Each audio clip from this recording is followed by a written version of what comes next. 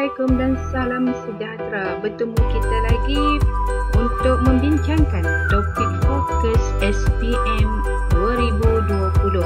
Okey, kali ini cikgu akan bincangkan tentang tema 10. Tema 10 seperti mana yang kita telah ketahui, ia meliputi 3 talima dan kali ini cikgu akan bincangkan tentang bab 2. Okey, bab 2 adalah berkaitan dengan nasionalisme di Malaysia sehingga Perang Dunia Kedua. Tokoh-tokoh nasionalisme tanah air yang menentang British. Yang pertama ialah Penghulu Dul Said di Nanning. Yang kedua, Rentak di Sarawak. Yang ketiga, Linggir di Sarawak. Keempat, Sharif Masahur di Sarawak. Yang kelima, Datuk Patinggi Abdul Ghafur di Sarawak. Yang keenam, Mat Saleh di Sabah. Yang ketujuh, Datuk Maharaja Lela di Perak. Yang ke-8, Yang Tuan Amtah Seri Menanti Negeri Sembilan. Yang ke-9, Datuk Shah Bandar Sungai Ujong Abdullah Tunggal di Negeri Sembilan. Yang ke-10, Datuk Bahaman di Pahang. Ke-11, Tok Janggut di Kelantan. Dan yang ke-12, Datuk Haji Abdul Rahman Limbung di Terengganu. Faktor-faktor pemangkin nasionalisme. Okey, benda yang mempercepatkan nasionalisme di tanah Melayu. Okey, apakah faktor-faktornya? Faktor-faktornya ialah yang pertama, pengenalan sistem politik barat. Okey, birokrasi barat di sini telah memusnahkan sistem politik tradisional tempatan. Perkembangan sistem pendidikan pula telah melahirkan ramai golongan intelek Melayu. Seterusnya, dasar British yang membenarkan imigran-imigran luar datang ke tanah Melayu dan mereka telah menguasai ekonomi di tanah Melayu. Seterusnya, pendudukan Jepun telah membangkitkan kesedaran penduduk tempatan untuk mendapatkan kemerdekaan. Begitu juga dengan penguasaan Parti Komunis Malaya juga membangkitkan semangat untuk menentang penjajah. Seterusnya, faktornya ialah kemunculan mesin cetak. Jadi, penyebaran maklumat dapat dilakukan dengan lebih cepat. Ini mendorong untuk melakukan penentangan. Seterusnya, gerakan pan-Islamisme sedunia.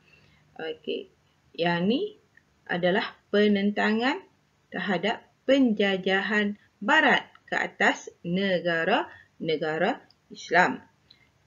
Seterusnya, kesedaran politik serantau. Okey, penduduk tempatan telah terpengaruh dengan perkembangan politik, terutamanya di Indonesia. Okey, faham? Okey, dalam bab 2 juga kita fokuskan tentang perkembangan akhbar, majalah, novel sebagai penggerak kesedaran kebangsaan.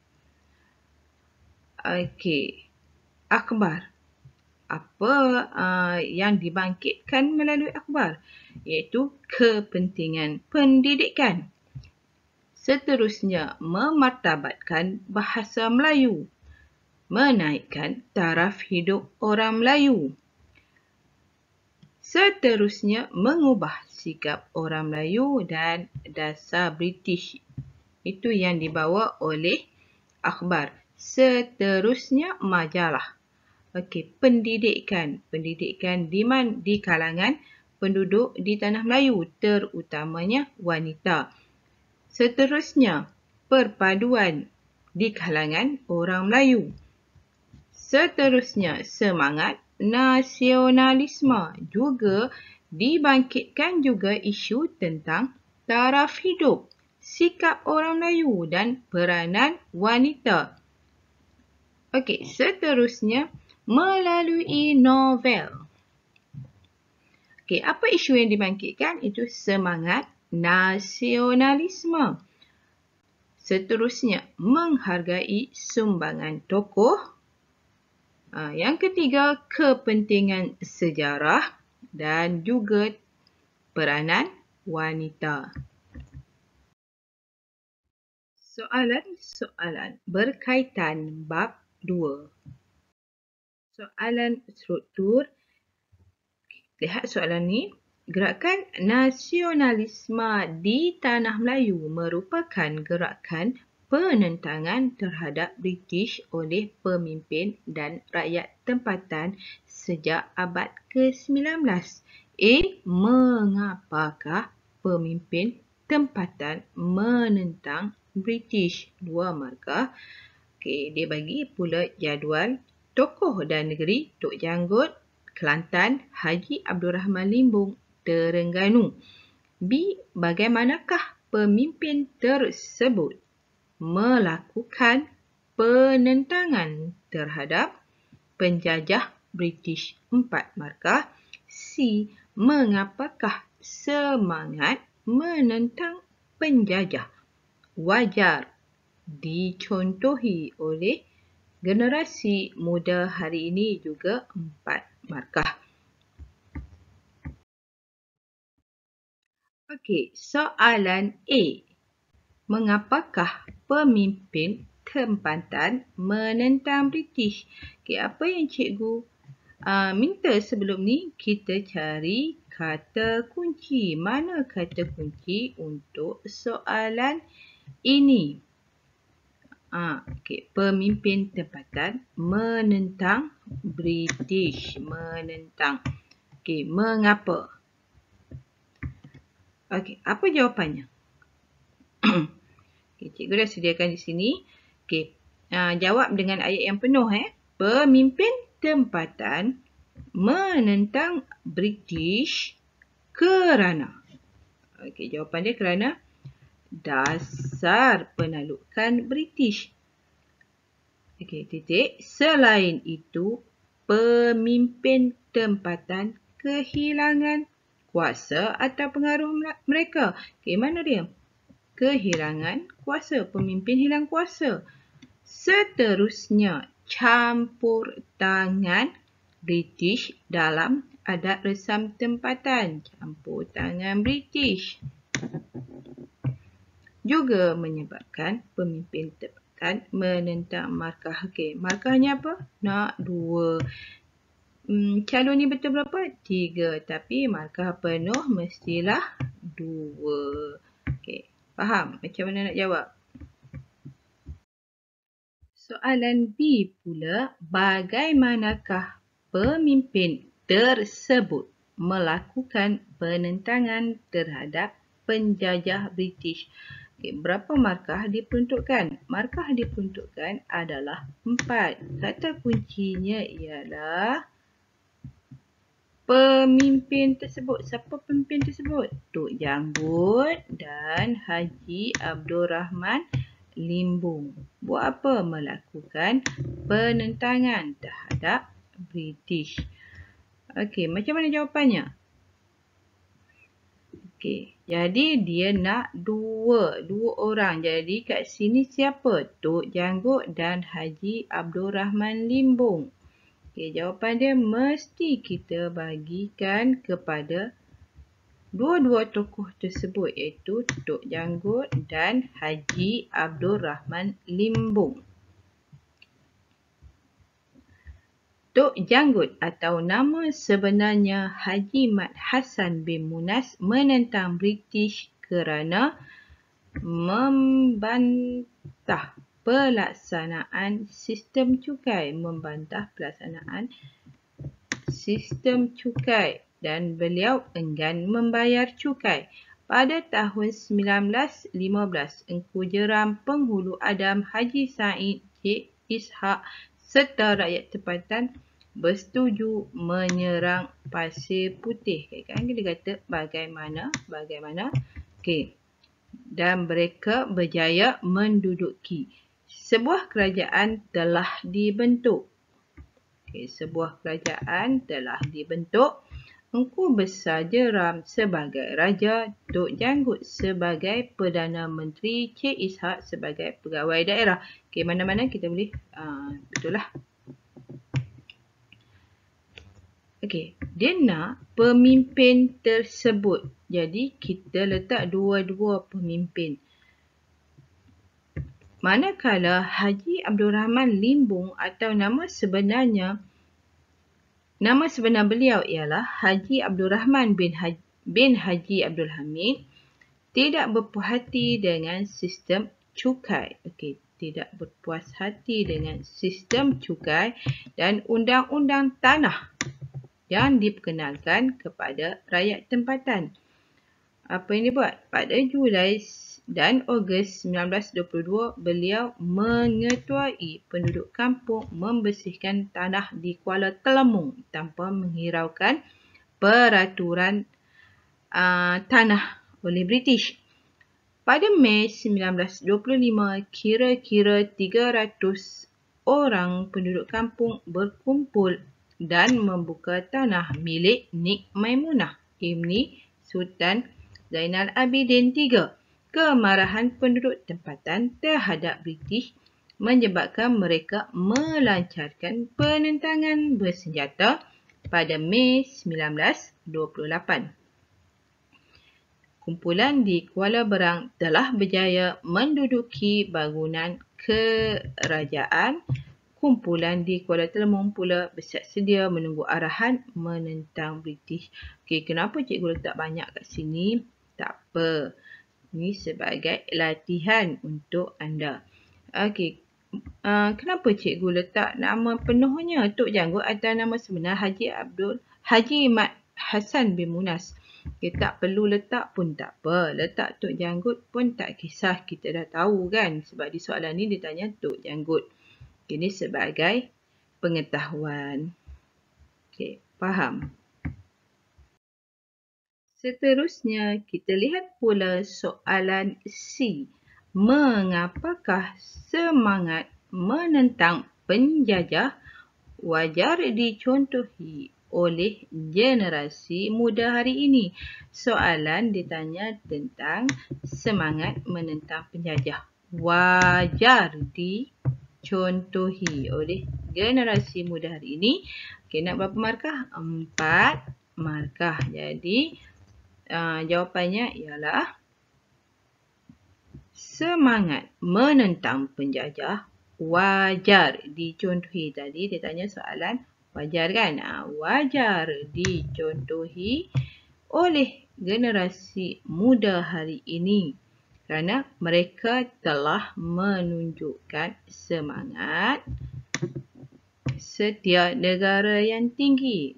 Kenapa? Mereka juga sanggup berkorban untuk bangsa dan mereka bertanggungjawab dalam memelihara kedaulatan negara. Semangat bekerjasama atau tolong-menolong antara pemimpin dan pengikut telah menyumbang kepada kejayaan. Kenapa perlu dicontohi juga? Mereka juga gigih berusaha dan ini dapat menghasilkan perjuangan yang berjaya. Semangat menentang penjajah dia kan? Seterusnya, oleh itu, generasi muda perlu melengkapkan diri dengan pelbagai ilmu pengetahuan atau kemahiran supaya dapat mencontohi perjuangan pemimpin tempatan menentang penjajah. Ini sebagai inferen. Melengkapkan kita punya jawapan. Dapat berapa markah? Calon ini dapat 4 markah. Jadi keseluruhan daripada A, B, C tadi kita dapati calon ini berjaya mendapat 10 markah. Seterusnya, kita lihat pula soalan esei. Soalan esei ini ada 4 soalan dan mempunyai 20 markah. Soalannya ialah, akhbar, majalah dan novel berperanan penting dalam meningkatkan semangat kebangsaan di tanah Melayu pada awal abad ke-20. Ini adalah stimulus ataupun kenyataan bagi soalan ini. Okey, A, jelaskan isu-isu yang dimuatkan dalam akhbar, majalah dan novel bagi meningkatkan semangat tersebut. Berapa markah? 6 markah. Di novel-novel berikut ialah hasil karya oleh Ishaq Haji Muhammad pada tahun 1930-an. Okay, novel tersebut ialah Putera Gunung Tahan, Anak Mak Lela Gila. Soalannya, apakah tema semangat kebangsaan yang terkandung dalam novel tulisan beliau? 4 markah. Soalan C, pada pandangan anda, mengapakah perjuangan untuk meningkatkan semangat nasionalisme melalui akhbar, majalah dan novel dianggap sangat berkesan? Okey, ini soalan kebat, 4 markah. Dan soalan terakhir ialah, amalan membaca dalam kalangan masyarakat Malaysia masih rendah. Mengapakah keadaan demikian berlaku dan cadangkan langkah-langkah untuk menangani masalah tersebut? Juga 6 markah dan soalan ini juga soalan kebat. Okay, perhatikan betapa pentingnya soalan kebat dan kita perlu menjawab. Ada berapa markah di sini? 10 markah. Okay, rugi je kalau calon-calon tak dapat menjawab soalan kebat. Soalan A, jelaskan isu-isu yang dimuatkan dalam akhbar, majalah dan novel bagi meningkatkan semangat kebangsaan. Okay, berapa markah? 6 markah. Dia nak apa? Dia nak isu-isu. Inilah kata kunci. Isu-isu yang dimuatkan dalam akhbar, majalah dan novel. Okey, banyak isu-isu yang dimuatkan. Jadi dia nak 6 markah sahaja. Jadi jawab 6 markah sahaja. Okey. Okey, apa isu-isunya? Okey. Yang pertama, isu-isu yang dimuatkan dalam akhbar, majalah dan novel bagi meningkatkan semangat kebangsaan. Ini soalan. Kenapa cikgu tulis balik? Sebab soalan dia nak ini kan. Jadi kita kena jawab dengan ayat yang penuh. Ialah menerusi akhbar. Yang pertama cikgu ambil akhbar. Isu pendidikan untuk wanita diberi penekanan. Begitu juga isu pendidikan tinggi untuk orang Melayu. Dan satu lagi cikgu letak, orang Melayu juga digalakkan untuk menabung. Okey, kenapa cikgu letak 3 kat sini? Sebab ini dia ambil isu pendidikan. Okey, pendidikan di kalangan wanita, pendidikan tinggi. Okey, nanti takut isu yang sama kan? Okey, seterusnya menerusi majalah. Okey, majalah pula sama juga isu pendidikan anak-anak Melayu juga diberi penekanan. Begitu juga dengan isu perpaduan di kalangan orang Melayu. Seterusnya isu semangat cinta akan negara dan menentang penjajah. Seterusnya isu dia ialah menggesa supaya memperbaiki tarikh hidup orang Melayu. Juga dimuatkan dalam majalah. Melalui novel pula, isu seperti perjuangan menentang penjajah barat turut dimuatkan. Seterusnya isu menghargai warisan bangsa serta mencintai tanah air. Ketiga-tiga. Sebab soalan dia nak akhbar, majalah, novel. Jadi cikgu letak 3-3. Okey, boleh faham? Okey, bagi soalan B pula, novel berikut ialah hasil karya Ishak Haji Muhammad. Okey, soalan dia nak tema semangat kebangsaan yang terkandung dalam tulisan beliau. Beliau tu siapa? Ishak Haji Muhammad. Berapa markah dia nak? 4 markah.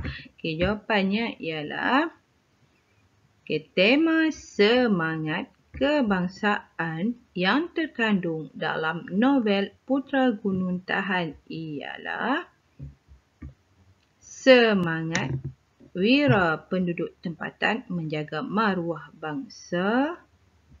Bukan kat situ. Menjaga maruah bangsa. Pemuda tersebut berasa bangga dengan kebolehan sendiri. Seterusnya, gadis tempatan menolak cinta pegawai penjajah kerana tidak mahu menjatuhkan maruah bangsa dan mencintai tanah air. Okey, satu lagi menerusi novel Anak Mak Lela Gila. Semangat menentang penjajah oleh anak muda tempatan dipamerkan. Menentang penjajah. Begitu juga dengan mencintai tanah air dan menolak kesenangan demi maruah bangsa. Okey, jadi itu adalah tema semangat kebangsaan yang terkandung dalam novel tulisan Ishak Haji Muhammad. Soalan C, pada pandangan anda, mengapakah perjuangan untuk meningkatkan semangat nasionalisme melalui akhbar, majalah dan novel dianggap sangat berkesan? Kata kunci dia kat sini, perjuangan meningkatkan semangat nasionalisme dianggap sangat berkesan. Berapa markah? 4 markah. Kita lihat jawapannya ialah perjuangan untuk meningkatkan semangat nasionalisme melalui akhbar, majalah dan novel dianggap sangat berkesan kerana ianya mudah diperolehi. Ada dijual di kedai-kedai. Seterusnya, ia juga dijual di semua kedai. Dijual di semua kedai sama ada di bandar ataupun di desa. Harga murah. Okey. Menggunakan bahasa yang mudah iaitu bahasa Melayu. Dan ia juga digemari dan dibaca oleh semua lapisan masyarakat.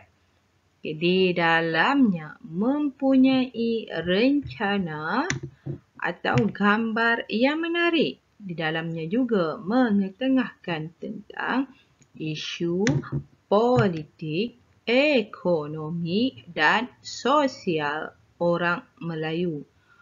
Oleh sebab itu, ia dianggap berkesan. Ni dia punya inferen. Oleh sebab itulah ia dianggap berkesan. Ini soalan kebat ya. Soalan D. Amalan membaca dalam kalangan rakyat Malaysia masih rendah. Mengapakah keadaan demikian berlaku dan cadangkan langkah-langkah untuk menangani masalah tersebut. Okey, soalan dia kata tentang amalan membaca yang masih rendah di kalangan orang Malaysia. Okey, kenapa berlaku? Mengapa keadaan ini berlaku? Dan dia nak cadangkan langkah-langkah untuk menangani masalah tersebut. Berapa markah? 6 markah. Disebabkan 2 soalan. Mengapa dan cadangkan langkah-langkah. Jadi, kita kena jawab dua-dua. Okey, macam mana jawapannya? Kita tengok. Okay, di sini cikgu dah pecahkan. Okay, atasnya adalah kenapa rakyat Malaysia masih amalan membaca tu masih rendah, dan di bawah ni cadangan dan langkah-langkah untuk menangani masalah tersebut. Tengok amalan membaca dalam kalangan masyarakat Malaysia masih rendah. Soalan Kerana apa? Kerana tidak menjadi budaya orang Malaysia. Seterusnya, kesibukan masa yang diperuntukkan untuk bekerja juga menyebabkan amalan membaca masih rendah.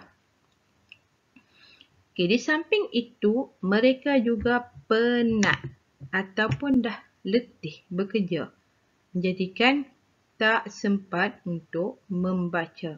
Ibu bapa dan keluarga kurang menitik beratkan budaya membaca. Sebab tu masih rendah. Jadi dekat mengapa ni kita nak 3 markah. Tapi dia dapat 4 kan. Okey, seterusnya langkah-langkah. Ni langkah-langkah.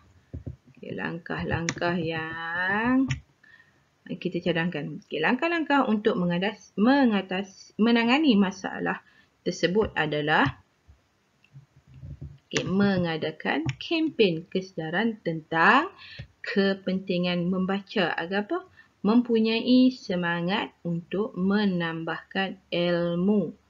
Contohnya kempen Mari Membaca. Kempen Mari Membaca. Seterusnya, peranan ibu bapa. Okey, peranan ibu bapa memberi galakan kepada anak-anak untuk membaca. Contohnya, apa contoh? Membeli buku yang diminati oleh mereka. Mereka juga boleh menyediakan, ini di rumah, menyediakan sudut bacaan yang selesa di rumah supaya dapat memupuk minat membaca dalam kalangan anak-anak, seperti mewujudkan perpustakaan mini di rumah. Okey, boleh tambah. Oleh itu, amalan membaca, kita boleh tambah oleh itu, peranan semua pihak amat penting dalam meningkatkan amalan membaca di kalangan rakyat Malaysia. Kita boleh tambah inferen di sini. Okay, cikgu tak tulis tapi boleh tambah inferen. Nak bagi jawapan ni lebih mantap. Okey, setakat ini dulu. Berjumpa kita lagi di tajuk-tajuk fokus yang seterusnya. Terima kasih kerana sudi mendengar perkongsian yang cikgu sampaikan. Dan cikgu harap